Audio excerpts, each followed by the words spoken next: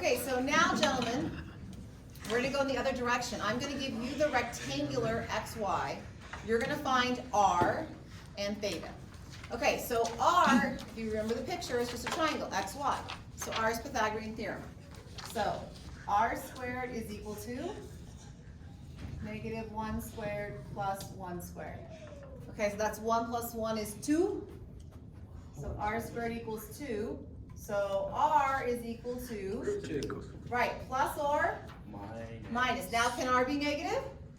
Yes, because that's the directed distance going backwards, right? So don't forget R can be this. Okay, so R is pretty straightforward. Theta is the one that can cause a little bit of trouble. Okay, so we're going to use the fact that the tangent of our angle is equal to y over x. In this case, 1 over negative 1, which is really just negative 1. Now this problem would be on the no calculator portion because do we know angles that have a tangent of 1 or negative 1? What angle is that? Oh, negative 45 degrees. 45. Y and x are the same, right? So tangent is 1. Okay, now, here's the catch. Let's look at our xy point and determine the quadrant in which we want this point in. So where is the point negative 1, 1 plotted? 2. Good. Negative 1, 1 would be up here in quadrant 2. Okay, so theta is equal to the 45 in quadrant 2. Who is that? There's 2 of them. Okay, quadrant 2, 45, start at 0. 3 pi over 3 pi over 4 is what I want you to tell me. Okay, that is the 45 in quadrant 2. Even if there's a negative value too, like negative 5 pi over 4. So, okay, that is the negative. We always want to start at 0 and go to the angle and positive first. Okay, you are correct. That is the same angle, but I don't want the negative for now. Okay. Okay, so now, here we go. I want to give 3 representations of this point. Okay, so again, sometimes a little sketch can be helpful. 3 pi over 4 is here. And then square root of 2 is whatever that is, right? Okay, so the first point that we can give would be positive angle and positive r, right? Right. So that would be positive root 2 with positive 3 pi over 4. Okay, so that's one representation. Okay, so now Guillermo, go ahead and go to this angle in the negative direction. You already gave it to me. It would be negative. Negative 5 pi over 4. Right, and then would the r still be positive root 2? Yeah. Okay, so positive root 2, negative 5 pi over 4. Okay, so now let's go ahead and do 1 with a negative r. So we know it's going to be negative root 2.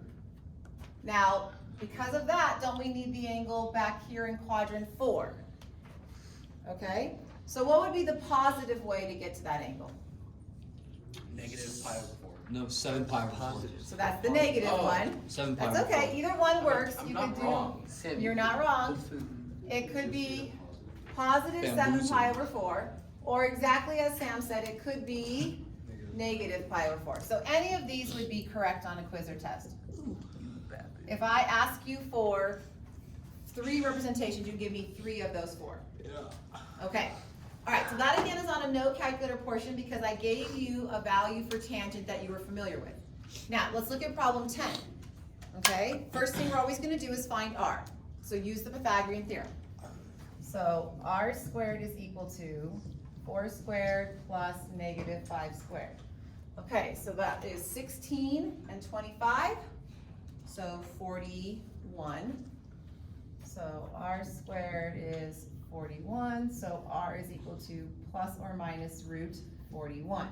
Now, root 41 does not break down or simplify that radical. If it did, please make sure you will simplify it on your homework, okay? All right, so now we need to figure out our angle. So here we go. The tangent of theta is going to be negative 5 fourths. Now, did we work on a reference triangle with 5s and 4s? No. No, so this problem would have to be on the calculator. Pick up your calculator. Take the tangent inverse of negative 5 fourths.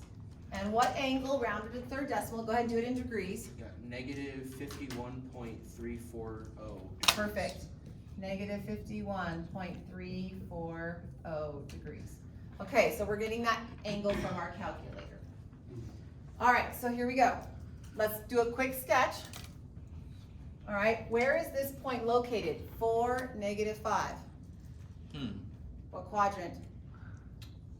Oh, that would be fourth quadrant. Good, X is positive, Y is negative, we're in quadrant 4. And is this angle in quadrant 4? Yes, okay, so that makes sense. So here we're -51, so we're here. Here's our point, right? And this angle right here is -51.340. Okay, so let's give the representation of this point using the information we have. Wouldn't it be positive root 41 and negative 51.340? That's one of them.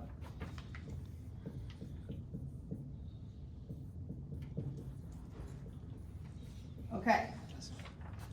Now, let's go ahead and give the other one with the positive root 41.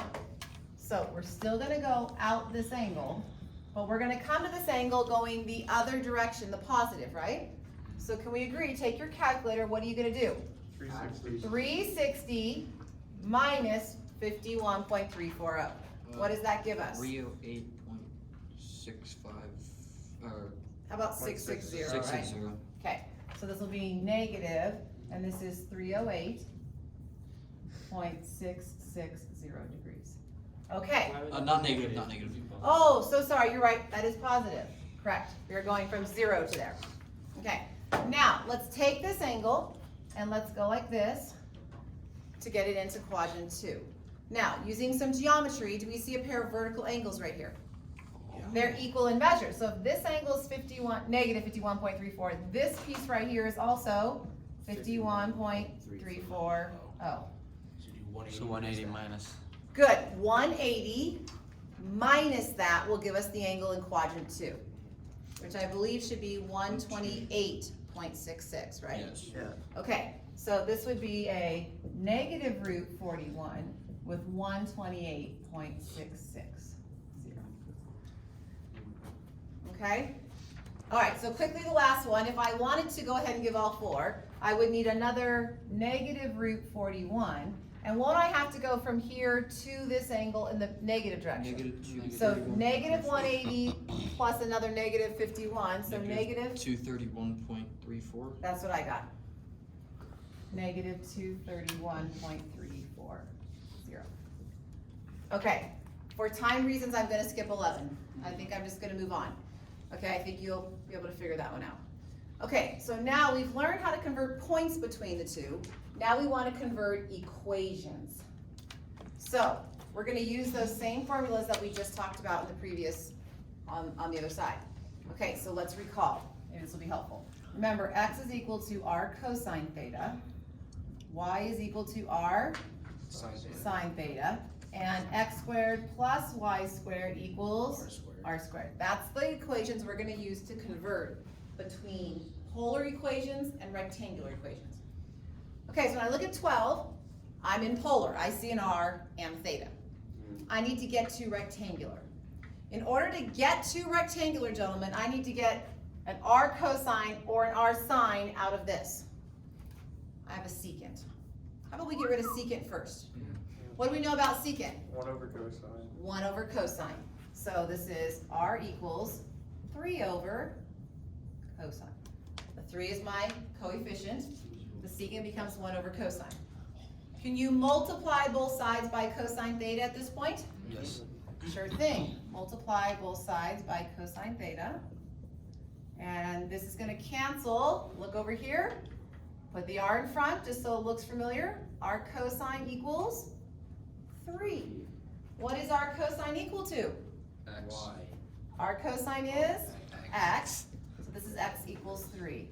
So you don't know this yet because you haven't studied polar graphs yet. But this equation in a polar graph system will graph a vertical line out the third concentric circle. X equals 3 is a vertical line. So this is, gentlemen, a vertical line in rectangular. You will get that same vertical line if we put our calculator in polar mode, which we'll do next class period. Okay? All right, so let's look at number 13. Do you agree we could just multiply both sides by r? If I multiply both sides by r, this works out really nicely. I get r sine theta equals 2. And what is r sine equivalent to? Y. Y. So this equation is a Is a horizontal. horizontal line. 2. Yep, so this is a horizontal line at 2. Interesting. Okay, let's look at 14. Now, this one has a cosine and a sine, okay? Now, when I look at my formulas, I'm like, it would be great if there was an r in front of that cosine, wouldn't it be? R cosine, wouldn't that be x? R sine, wouldn't that be y? So I need an r in front of each of these. Now, I can't replace r either. Can I replace r squared? I was gonna say multiply by r. Yeah, very good, Guillermo. Take the entire equation, gentlemen, and times by r. So you get r squared equals 4r cosine theta minus 4r sine theta. Okay, so r squared replaces x squared plus Y squared. y squared. So that gets rid of that r. So we're getting into our rectangular because r squared is x squared plus y squared. This is a 4 times what variable? R cos R cosine is X. x minus 4, and this is y. And I will let you leave it like that. Ooh. That is actually the equation of a circle. We're going to study this more in depth, chapter 8. But that is an equation of a circle. You've gotten it from polar to rectangular. Okay, quickly let me show you one before the bell rings. Going the other way. The minute you see x, what do you replace x with? Cosine theta. R cosine. So this will go 2r cosine theta minus 3r sine theta equals 5. Okay, give me 1 second. You need to solve for r in polar equations.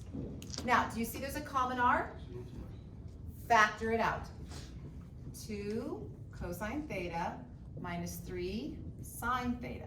All I did was GCF out the r. And now divide by that entire quantity.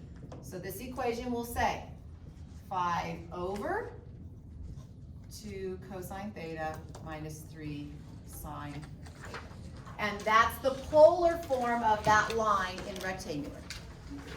Cool.